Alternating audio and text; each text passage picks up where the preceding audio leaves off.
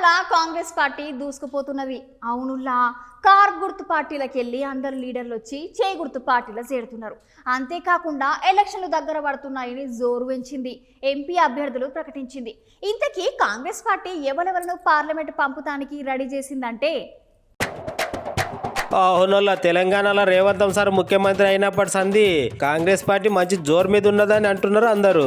Assembly ఎన్నికలలో car గుర్తు party ఓడంగానే అటు నుండి బీఆర్ఎస్ పార్టీల లీడర్లు అందరు వచ్చి చేయి గుర్తు పార్టీలో చేరికలైతున్నారు. అంతేకాకుండా ఎలక్షన్లు దగ్గర పడుతున్నాయని చెప్పి రేవంత్ సార్ సుత తెలంగాణలో నుండి పార్లమెంట్ కు పోయే ఎంపీ అభ్యర్థుల రెండో జాబితాలో నుండి కొన్ని పేర్లని చెప్పిండు. అయితే ఈసారి చేయి గుర్తు పార్టీలకు వెళ్లి పార్లమెంట్ కి వెళ్లేది ఎవరెవరు అంటే పెద్దపల్లి నుంచి వెళ్లి గడ్డం వంశీకృష్ణ సారు, మల్కాజ్గిరి నుండి సునీత మహేందర్ రెడ్డి మేడం, ఇంకా సికింద్రాబాద్ నుండేమో మునుపు కారు గుర్తుల నుంచి వచ్చిన దానం నాగేందర్ సారు, అటెంకల చేవేల నుంచి గడ్డం రంజిత్ రెడ్డి సార్ని ఇంకా మల్లురవి సార్ని సుత ఎంపిక చేసిరంట.